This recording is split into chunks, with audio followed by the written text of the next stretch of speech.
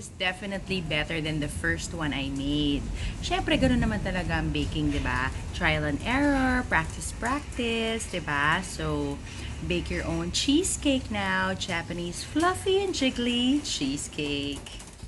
So I just want to share with you briefly what I did yesterday. It was my first time to bake this Japanese cheesecake, and obviously I used a different container, the one with the latch.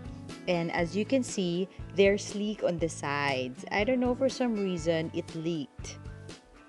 It turned out a bit okay, but I find it a bit soggy and wet and not too fluffy there. But the taste was good. It was really good. It's yummy. I liked it. But for some reason, it's just wet, still wet on the side. There. And then I put honey on top, but I find it too sweet, so I didn't bother anymore putting honey with the ones I did today. But look how jiggly it is. Look.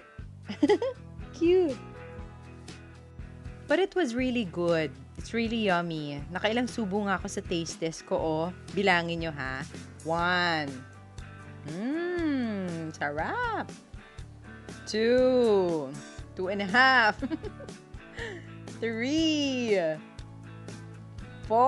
4.5. 5. Sinubo pa yung knife. 6. Oh my gosh.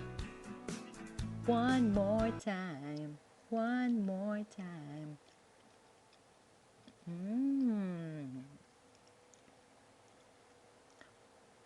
Super yum.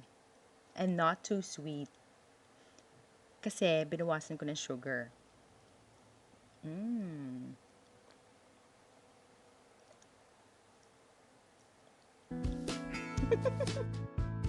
What are you waiting for? Bake your Japanese cheesecake now. Happy baking!